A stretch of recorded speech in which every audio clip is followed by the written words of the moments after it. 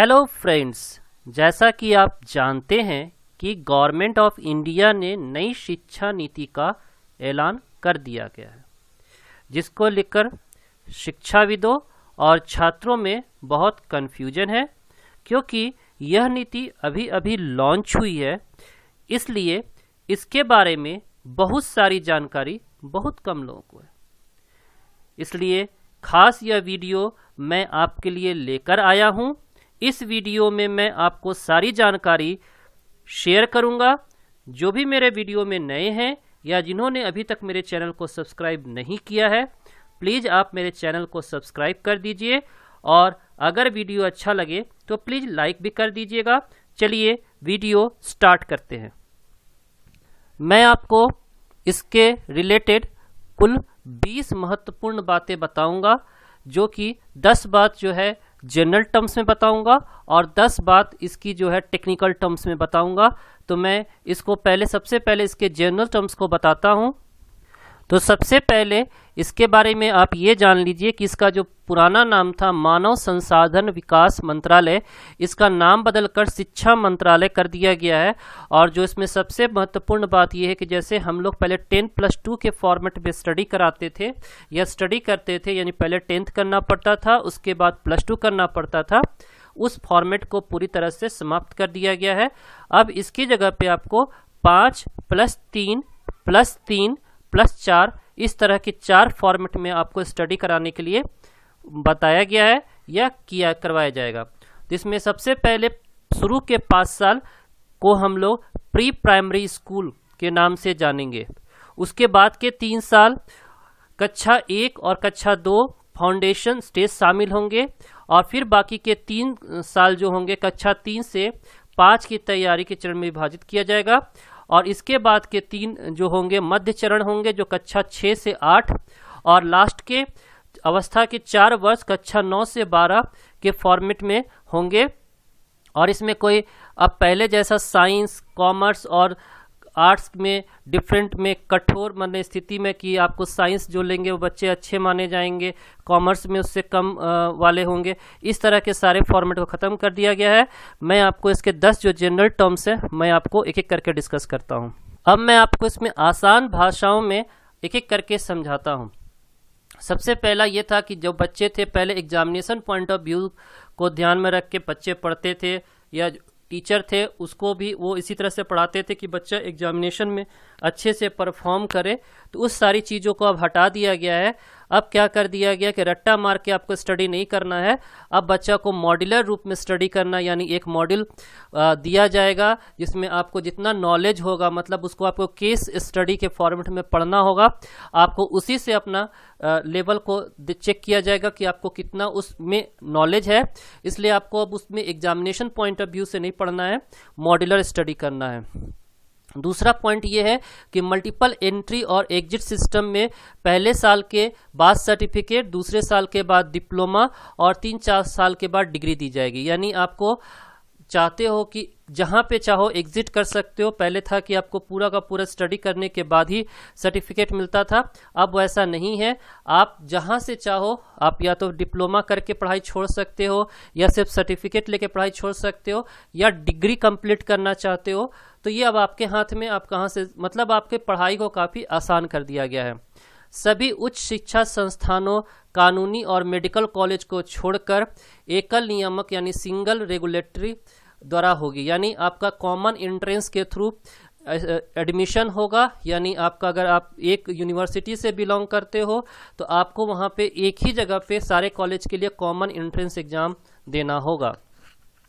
केंद्र सरकार की नई शिक्षा नीति के तहत निजी और सार्वजनिक उच्च शिक्षा संस्थानों के लिए सामान्य मानदंड अपनाया जाएगा। इसका मतलब ये है कि अब पहले जैसा जो प्राइवेट कॉलेजेस जो होते थे या जो प्राइवेट स्कूल्स होते थे उनकी अब मनमानी नहीं चलेगी, अलग अलग मानदंड नहीं होगा, एक ही कॉमन मानदंड के साथ। यानी अब जो स्टडी होगा ये नहीं होगा कि गवर्नमेंट वाले के बच्चे जो होंगे कि उतने अच्छे स्किल के नहीं होते थे, अब एक कॉमन मानदंड के साथ स्टडी करना है। यानी अब भेदभाव या जो आपस में जो अंतर आ जाता था वो उस तरह का नहीं होगा। नई शिक्षा नीति के अनुसार विश्वविद्यालय और उच्च शिक्षा संस्थानों में प्रवेश की आयोजित करने वाली आम प्रवेश परीक्षा होगी। ये परीक्षा एनटीए यानी नेशनल टेस्टिंग एजेंसी कराएगी।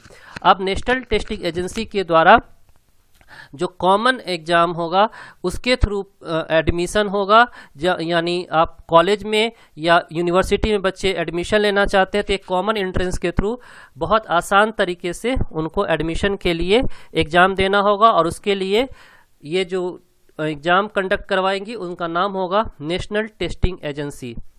जो सबसे महत्वपूर्ण बात है कि इसमें वोकेशनल कोर्स को इंट्रोड्यूस किया जा रहा है, वो भी कक्षा 6 से, यानी कक्षा 6 से ही बच्चे वोकेशनल कोर्स, जो पहले 10th के बाद जो 11th 12th के बाद जो बच्चे जो होते थे वोकेशनल कोर्स करते थे, अब वोकेशनल कोर्स को ज़्यादा इम्पोर्टेंस दिया जा रहा है और जो मेन कोर पेपर होते थे उसके कॉन्सेप्ट को कम करके अब बच्चों को व्यावसायिक शिक्षा दी जाएगी।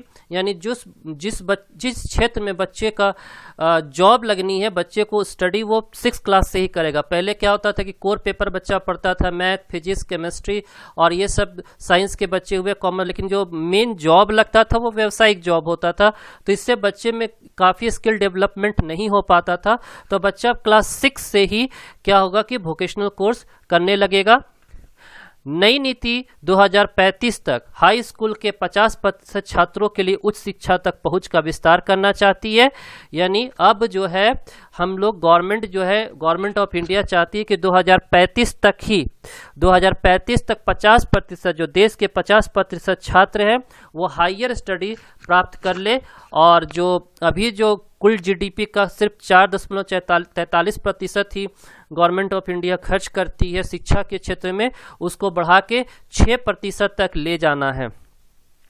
और भारत सरकार यह चाहती है कि 2030 तक पूरे के पूरे 100% भारतीय जो सेकेंडरी लेवल के स्टडी कर सके। और इसमें एक और महत्वपूर्ण बात यह है कि 5वीं तक के बच्चों को अपनी मातृभाषा में स्टडी करने के लिए फैसिलिटी दी जा रही है। तो ये कुछ इसके जो जनरल टर्म्स है जो इसमें हम लोग जान सकते हैं, जिसमें जैसे है कि व्यावसायिक शिक्षा क्लास 6 से स्टार्ट हो जाएगी, बहुत ज़्यादा हार्ड स्टडी अब नहीं रहेगी, एकरूपता आ जाएगी स्टडी में, कॉमन एंट्रेंस ऑफ एग्जाम होगा, एडमिशन लेना आसान हो जाएगा, प्राइवेट स्कूलों और प्राइवेट कॉलेज की मनमानी अब ख़त्म हो जाएगी, फीस में एकरूपता आएगी। आइए अब इसके कुछ टेक्निकल टर्म्स मैं आपको समझाना चाहता हूँ।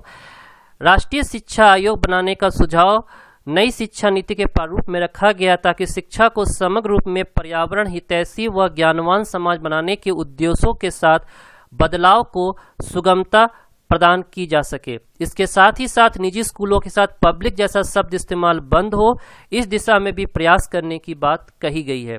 साथ ही साथ निजी स्कूलों को सपोर्ट करने की भी बात नई शिक्षा नीति के प्रारूप में कही गई है, ताकि निजी स्कूल सरकारी विद्यालयों में होने वाली नौचारी प्रयासों से सीख सके। हालांकि यह सरकारी स्कूल के विकास की शर्तों पर न हो, इस बात का ध्यान रखने की बात कही गई है। अब जो है प्राइवेट स्कूल और गवर्नमेंट स्कूल इन दोनों को कोऑर्डिनेट करने का काम शुरू किया जाएगा। इसमें इस तरह से किया जाएगा कि दोनों ही लाभान्वित हो। ऐसा ना हो कि प्राइवेट स्कूल अगर मनमानी ना कर पाए तो वो काफ़ी पिछड़ जाए, इसलिए उनको गवर्नमेंट स्कूल के साथ कोऑर्डिनेट कराया जाएगा। और जो भी नया शिक्षा के लिए नया पॉलिसी आएगा वो दोनों एक साथ करा पाएंगे। और मेन फोकस ये है कि उसमें जो शिक्षा का प्रारूप है अब रट्टा मारने वाला प्रारूप नहीं रहेगा। अब बच्चे कुछ ज्ञानवर्धक चीज़ जो पर्यावरण से रिलेटेड है, जो इन्वायरमेंट में हो रहा है, उसको ध्यान में रख के शिक्षा नीति तैयार की जाएगी। तो बच्चों को जो भी शिक्षा प्राप्त करेंगे वो ज्ञानवर्धक शिक्षा के रूप में प्राप्त करेंगे। इसका जो दूसरा टेक्निकल टर्म है, इसमें जो है शिक्षक और जो विद्यार्थी का जो अनुपात है वो 30 स्टूडेंट्स पर एक शिक्षक रखने की बात कही गई है, जिससे फ़ायदा ये होगा कि अगर कम छात्रों पे शिक्षक ज़्यादा होंगे तो जिससे सारे छात्रों को जो है फ़ायदा हो सकेगा, यानी ज़्यादा नॉलेज मिल पाएगा। तो कम छात्रों पे ज़्यादा शिक्षक को रखने की बात रखी गई है, जिसका अनुपात 30 स्टूडेंट्स पर एक टीचर के रखने की बात कही गई है। सबसे जो इम्पोर्टेंट बात है कि कौशल विकास के रूप में बच्चों को ज्ञान देने की शिक्षा कही गई, यानी व्यावसायिक शिक्षा के माध्यम से बच्चे ज्ञान प्राप्त करें। इसके लिए क्लास 5 के बाद, क्लास 5 के बाद ही बच्चों को व्यावसायिक शिक्षा के रूप में नॉलेज देने की बात कही गई है, ताकि बच्चा आत्मनिर्भर हो सके, बच्चा शुरू से ही अपने लिए व्यवसाय के बारे में या अपने बिजनेस के बारे में या जिस तरह से वो जॉब करना चाहता है, व्यावसायिक जॉब, उसको करने के लिए वो स्किल को डेवलप कर सके। इसमें कहानी सुनाने, रंगमंच, समूह में पठन, लेखन व बच्चों को बनाए चित्रों एवं लिखी हुई सामग्री का डिस्प्ले करने पर ध्यान देने की बात कही गई है। स्कूल के साथ साथ सार्वजनिक पुस्तकालयों को विस्तार देने व पढ़ने और संवाद करने की संस्कृति को प्रोत्साहित करने की बात भी नई शिक्षा नीति में कही गई है। ऐसा होता है कि बच्चे जो होते हैं कभी कभी अलग थलग हो जाते हैं, उनके अंदर बहुत सारा स्किल होता है, लेकिन उनको डेवलप करने का प्लेटफॉर्म नहीं मिल पाता है।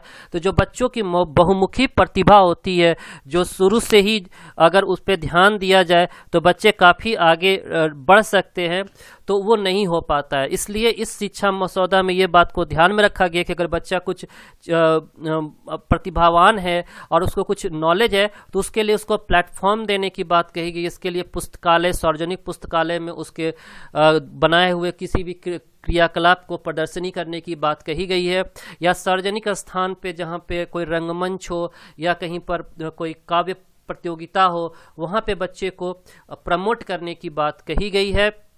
इसमें बालिकाओं के लिए एक विशेष सुविधा प्रदान की गई है, जिसमें जो नवोदय जैसे विद्यालय जहाँ पे बच्चे अपने को रख पाए और वहाँ पे वो स्टडी कर सके, इस तरह की बात रखी गई है। तो इसमें बहुत सारी जो चीज़ें हैं वो इस बात को ध्यान में रखी गई है कि बच्चों में अपने स्किल को डेवलप करें। अब पहले जैसी पुरानी जो शिक्षा प्रणाली थी, जिसमें एग्जामिनेशन पॉइंट ऑफ व्यू से को ध्यान में रख के बच्चा अपना पढ़ता था, क्या पढ़ रहा है क्या नहीं पढ़ रहा है कुछ पता नहीं चल पाता था, तो ये सारी चीज़ों को दूर करने का बहुत प्रस्ताव इसमें है और ये बहुत ही अच्छे तरीके से बनाया गया है। तो आशा करता हूँ कि आपको बहुत सारी बातें भी पता चल गई होंगी और मेरा वीडियो पसंद आया होगा। तो प्लीज़ मेरे वीडियो को लाइक कर दीजिएगा और आप मेरे चैनल को सब्सक्राइब कर दीजिएगा। मैं समय समय पे भारत सरकार के द्वारा चलाई जाने वाली बहुत सारी योजनाओं को मैं बताते रहता हूं। इसके अलावा मेरा बहुत सारा स्टडी ट्यूटोरियल आते रहता है, तो आप मेरे चैनल को सब्सक्राइब कीजिएगा, तो आपको सर्वप्रथम आपको ये सारी जानकारी मिलती रहेगी। धन्यवाद।